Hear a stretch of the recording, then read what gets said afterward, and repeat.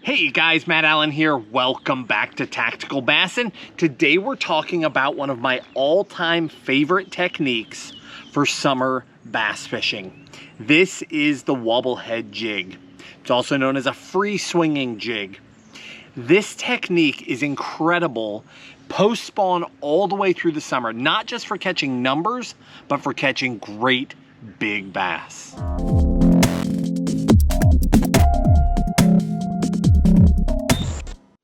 The wobble head, the free swinging jig, the swing head jig, the biffle head. There are so many names for essentially the same thing.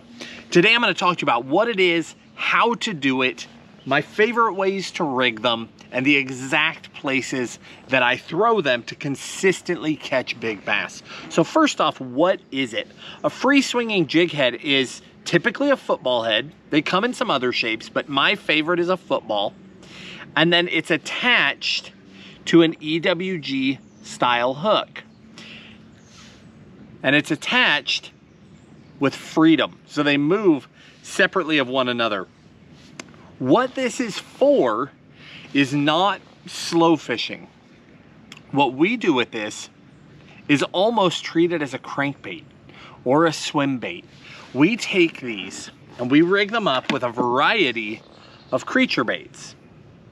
And we fish these along the bottom on a slow, steady to moderate retrieve, and we draw reaction strikes. So the same place that you would throw a bare swim bait, the same place you would throw an underspin, same place you would throw a crankbait, a lipless crank, a deep diving crank, those different things, you can turn around and take this guy and give them a completely different presentation that they do not see every day, and they fall for it over and over again. I wish I had brought this to you sooner, but as you guys know, I've been up in Michigan. I didn't have the gear with me. We were up there smallmouth fishing. So the second I got home, this is the very first thing we're doing, is sitting down and talking wobble heads. I mean, truly, this is one of my favorite summer techniques. If I'm going to a new lake that I don't know anything about and I want to catch a big one, I'm throwing a wobble head. It's that easy. I can cover an incredible amount of water. I'm showing them something different, and my confidence is so high that a big one will eat it because of the sheer number of big summer bass I have caught doing it.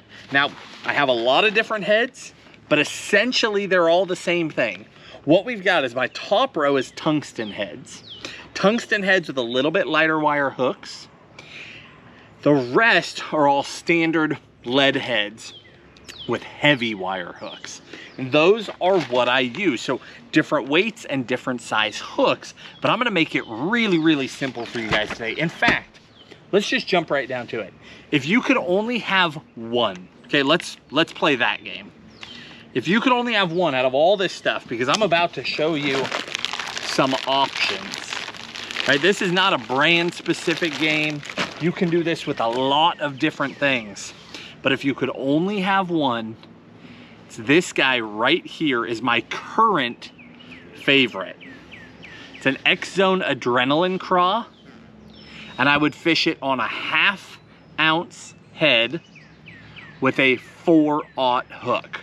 If I could only have one, that would be the setup. 1/2 ounce head, 4/0 hook. It's the Dirty Jigs pivot point head is the specific hook. Down in the video description, I'll link it for you, the exact head. I throw the black color when I'm throwing these darker June bugs like this. And specifically, that June bug color is my #1 for summer. So again, if I could only have one, Adrenaline Craw, 1/2 ounce pivot point, and I'm in business. Doesn't matter where I am, doesn't matter how clear that water is, I start with June bug. It just plain catches them. So, with that said, let's get into the thick of it. because this is a technique that you can adapt from shallow water to ultra deep water. You can ledge fish with it. You can fish around docks with it. You can fish shallow points when fish move up in the morning. You can fish from 2 foot to 30 foot comfortably with this technique. It's unbelievable how adaptable it really is. So the concept is simple. The concept is rig that guy up, throw it out, let it go to bottom, whether that's 2 foot or 30 foot, and then you start that standard retrieve. And I'll occasionally throw a little bump in there, just a little reel pop, just to try and draw an extra reaction strike. That's really key if the bottom is fairly smooth. In a perfect world, you're throwing this technique around rock. It can be little tiny pebbles, it can be medium rock, it can be great big boulders. But if you're throwing it on rock, the bait moves and rolls and kicks, and the tails are flapping and the head's wobbling back and forth. You're getting an incredible amount of reaction, or I'm sorry, incredible amount of action out of it, and it will draw an amazing reaction from the fish. Now, not every lake, not every spot is set up like that. So I focus in on trailers that kick. And I don't care what your favorite brand is, there are a lot of trailers that will kick. Now, can you do this with any old trailer? Yes, you can. I mean, I could do this all day long. It doesn't have to kick.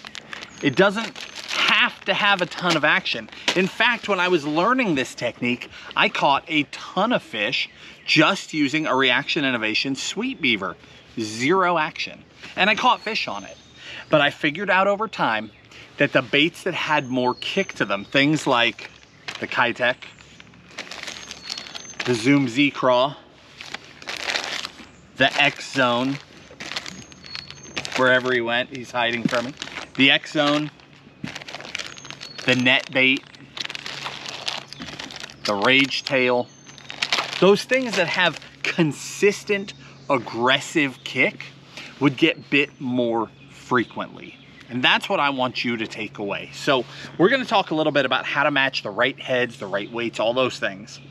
But choosing the right bait is really important. You want a bait for this technique with a lot of kick. The more aggressive the rock that you're fishing, so if you're fishing big chunk rock and you're just bump, bump, bump, bump, bump, just banging through that stuff, the kick matters less. The smoother the bottom. If you're fishing sand or something like that, that trailer that will kick is critical. It will, I mean, you'll catch 10 times as many fish. It's not that you won't catch them on a dead action trailer, but you'll catch so many more if you're getting that movement, because on a smooth bottom, it's just sort of scooting along and those tails are back there kicking, and that's where every 5 or 10 feet I give it that little reel pop and that thing will flutter, it'll move and jump. That's when those bites will come. The more rocky the bottom, the less that matters, the less that my reel pops matter, because that thing's already moving and deflecting and kicking and looking incredible on its own. So in the video description, obviously I just ran tons of trailers by you from all kinds of companies. I will link all of them, but I'll choose my top 3 or 4 out of the whole bunch, the ones that I have a ton of confidence in, just from sheer fish catching. You guys know I love that Zoom Z Craw, thrown it for years, but it's almost impossible to get them anymore. That Adrenaline Craw this year is completely taken over. That thing moves unbelievably in the water. It outswims that Z Craw. It just looks so good, but there are some other really good options too. The net bait, the Baby Paca is one.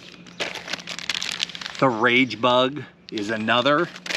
Not the Rage Craw, the Rage Bug. I like that tighter action. When I throw the Rage Craw, I get more claws bit off. Fish that come up and grab a claw because they're sticking out too far, they'll just take a claw off it. But when I use the Rage Bug, tighten that little package up, they get the whole thing. So again, the concept here is very simple. Swim it along bottom, it's bumping, that head's banging, that back end is swinging, and that trailer is back there flapping.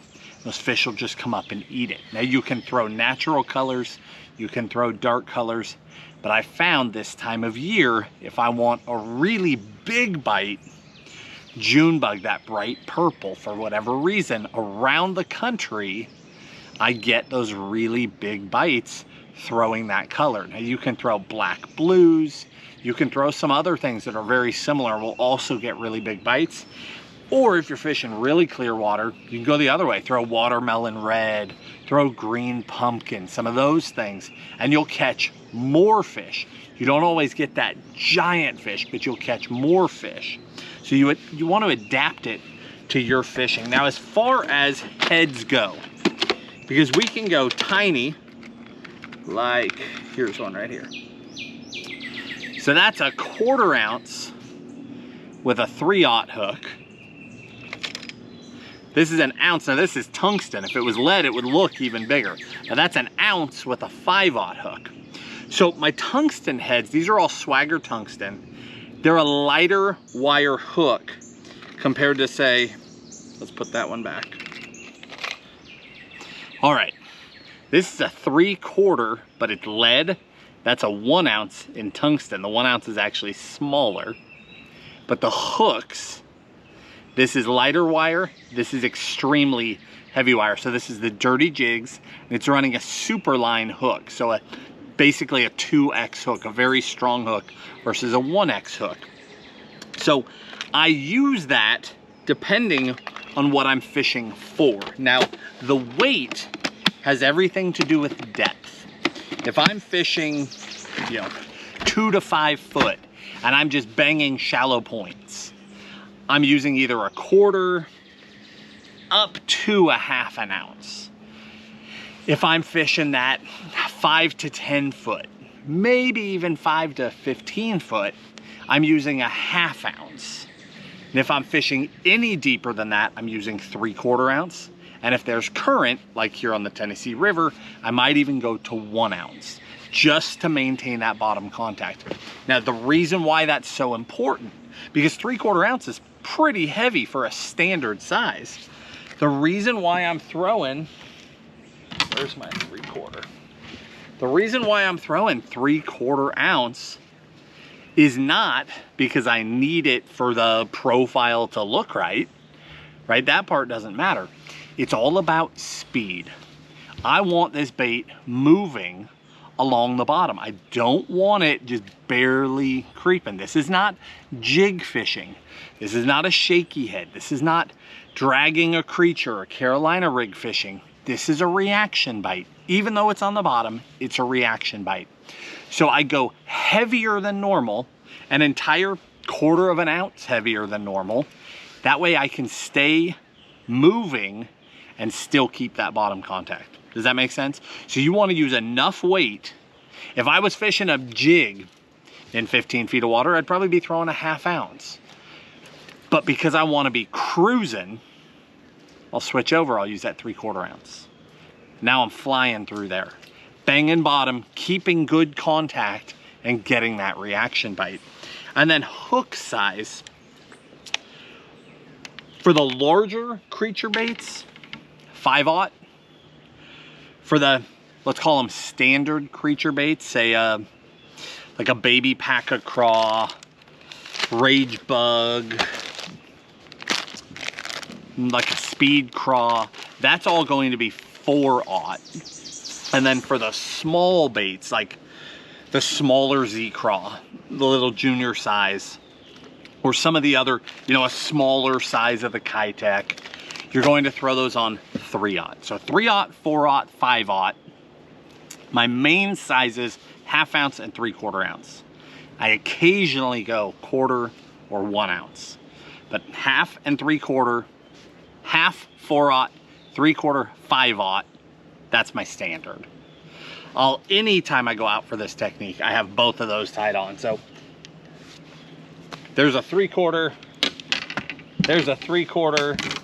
Oh, I'm sorry, that's a 1/2, that's a 3/4, and that's a 1 ounce.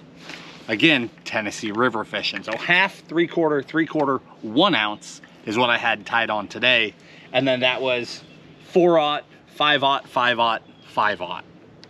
Now again, the tungsten thing, I throw that Swagger tungsten head because I really get a ton of bottom contact, ton of feel out of it when I'm hitting that rock. And I have that lighter wire hook. So smallmouth, spotted bass, places where I don't think I'm suddenly going to find myself tied to a 9-pound largemouth. I'm more likely to be catching 2s, 3s, 4s, 5s. I'll use that lighter wire hook because I can use lighter wire, I can use lighter line, I can use lighter everything, lighter rods, and I'll get more bites.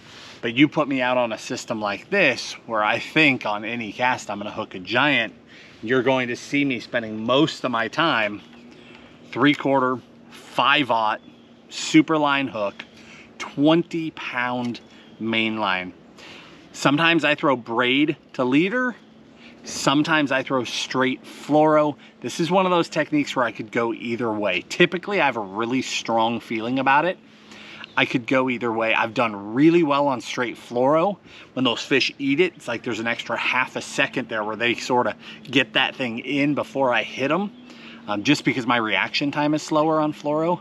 But I also find that when I'm using the right rod with braid to leader, I have that incredible sensitivity, but that rod still helps me load up on those fish. So I do great with both. Today I was throwing all braid to leader. And then one other way to fish these is that guy right there. The wobble head, that swing head with a Kitek or another swim bait on it is a very different technique. Right down on the bottom, smashing its way through the rocks, kicking, moving, getting a reaction from a fish that might be tired of watching a standard swim bait go by, but they'll pluck that one off because it's down there moving in a very unique way. Now, we need to talk rods, and then one other thing for you here. Well, let's just talk rods, and then we're gonna circle back on hook adjustment. Rods, I use my jig rods. So my favorite jig rod, which by the way is finally back in stock after 2 years out, is the Megabass Braillist. It's finally back in the Orochi. It was back in the Levante a couple of months ago. It's now also back in the Orochi. This is my actual, any price point, any brand, favorite all-around jig rod. Pitching jigs, lighter flipping jigs, wobble heads. It is an amazing rod just for loading up deep on those fish. It has a ton of power, a ton of sensitivity, but when you hit them, you'll load all through the midsection of that rod. And that's how you get a perfect jig rod. You want a rod that has enough power to hit them. It's got that strong tip section, but then you load the mid. A lot of people get that wrong. A jig, they weigh so much, whether it's a wobble head or a standard jig, they weigh so much that when you load up on a fish, when they come up and jump, if that rod unloads at all, there's so much weight in that head that it can pull the bait right out of the fish's mouth. That's why a lot of people lose jig fish. You want a rod that will load through the midsection. It'll load deeper. That way, if they come up thrashing and it starts to unload, it never fully unloads. There's just too much bend in the rod for it to come all the way back during that head shake. You'll land way more of your fish. So the Braillist is my favorite rod for this technique. The other one I use, especially with the smaller heads and the smaller hooks, is the X-Pride 7.6 medium heavy. That's the other one that I use. Another really, really good option, and a great option for a jig too. Hooks. Last thing, and then I'll leave you guys to it. And I'm gonna get back to fishing. It is so hot out here. Summertime's always hot. It's 91 degrees. Last I looked, we had 87% humidity today. Not the end of the world, except that I just came back from Michigan. I was wearing hoodies, beanies, full jackets, not very long ago. Huge change to come back to summer heat and humidity, but I was so excited to come back and throw this. I mean, you guys saw that full-length video we did, just smashing those giant smallmouth. It's hard to leave something like that. But what I was thinking about when we were talking about coming home is literally this technique. I've got to get back to chick. I've got to go out and throw a wobble head. That is my summer bread and butter, and I did not want to miss the opportunity to come out and do this. So the last thing that I do is take a pair of pliers, take your wobble head, and we're going to bend it out the way it shouldn't be bent, out, as if a fish is coming off, just a touch. You see now how it's not laying parallel, it's actually sticking up. It'll catch me. Now I can pop that bait up and catch it if I need to text pose. But if I'm open water, I'm leaving that thing exposed, just a touch. Your hookup ratio will skyrocket. So when you rig your baits, you want to leave the actual connection between the head and the hook. You want to leave that connection exposed, if at all possible. That way it's completely free swinging. Again, this is that X zone, that adrenaline craw. But leave it completely free swinging. Bend your hook up just a touch, and know that as soon as you do that, the odds of you losing fish start going up. So only bend it as far as you have to, but you will hook so many more fish. And then just know you need to be fishing the right gear because your hook is bent out a little. And when you hit them, get them in the boat. Don't play around. Don't let them jump all over the place. You're already starting at a slight disadvantage, but you got the hook in them. That's the important thing. So I do that so that I hook more of my fish, and then I horse them to the boat to make up for it. But you will catch a lot of fish if you do that. I think we'll wrap it up there, guys. Again, in the video description, I'll link the exact gear that I throw. I'll link the exact heads, the exact baits, my favorite baits. If you have one place to start, 1/2 ounce head, 4/0 hook, adrenaline craw, June bug, you're in business. But if you want to adapt from there, so many great ways to go. There's a variety of colors. You can fine tune it for your lake, for your fish. You can move up or down in hook size as well as hook strength, depending on how big the fish in your lake are. But you can dial this in and it will very quickly become one of, if not your favorite way to catch them in the summertime. It's an awesome technique. I hope you guys get out there and enjoy it. I'm about to go do exactly that. If you enjoyed the video, hit the like button, subscribe to the channel, and we'll talk to you soon.